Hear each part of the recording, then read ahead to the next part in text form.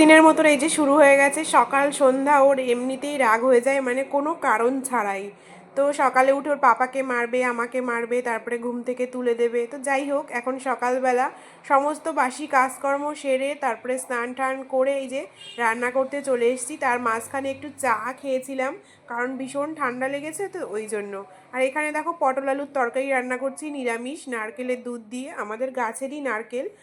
হচ্ছে বরের শরীরটা হচ্ছে ভালো নেই, ওই জন্য বাজারে যেতে পারিনি, তো ঘরে এই যে সবজি ছিল, তো এটা দিয়ে আর কি নিরামিষ রান্না করছি। সত্যি কথা বলতে ভীষণ ইয়াম্মি খেতে হয়, নিরামিষ হলে কি হবে, জাস্ট ওয়াও খেতে হয়, আমার তো দারুণ লাগে।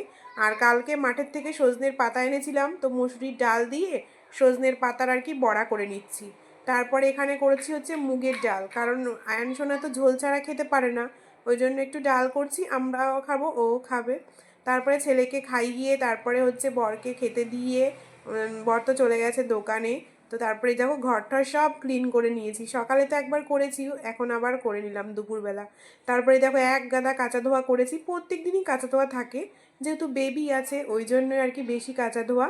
তো সব কিছু মেলে দিয়েছি দেখো এখানে কাঁচা ধোয়া করে। তো আর হচ্ছে কালকে যে রান্না করব, উনুনের পাশে দেখো জ্বালানি পাটখাটি সব এনে রেখেছি, যাতে কালকে তাড়াতাড়ি হয়ে যায়। আর এই যে সোনাকে স্নান করিয়ে এখন ওই যে ড্রেস ট্রেস পরিয়ে দিয়েছি। দেখো আমার চশমাটা পড়েছে, বারবার বারণ করলাম কিন্তু তবুও শুনলো না, কখন যে ভেঙে ফেলবে আমি নিজেও ঠিক পাবো না। তো যাই হোক, বেবি কি করব, ছোট আর কি, বায়না করেছিল ওই জন্যই দিয়ে দিলাম। তারপরে ছেলেকে এখন আমি কি করবো বলো তো, ঘুম পাড়িয়ে দেবো। তো ঘুম টুম পাড়িয়ে আমি আবার দুপুরে একবার স্নান করলাম, করে এই যে পুজো দিতে চলে এসেছি। আর সকালে তো আমি খাওয়া দাওয়া করিনি, ওই জন্য আর কি ভাত নিয়ে বসে পড়লাম পুজো দিয়ে। আর কালকে তো মাঠের থেকে এনেছিলাম কলার পাতা, তো সেই কলার পাতাতেই খাচ্ছি, কলার পাতাতে খেতে তো আমার ভীষণ ভালো লাগে। আর প্রচণ্ড ঠান্ডা লেগেছে, ওই জন্যই আর কি অল্প করেই ভাত নিয়েছি। তো কেমন লাগলো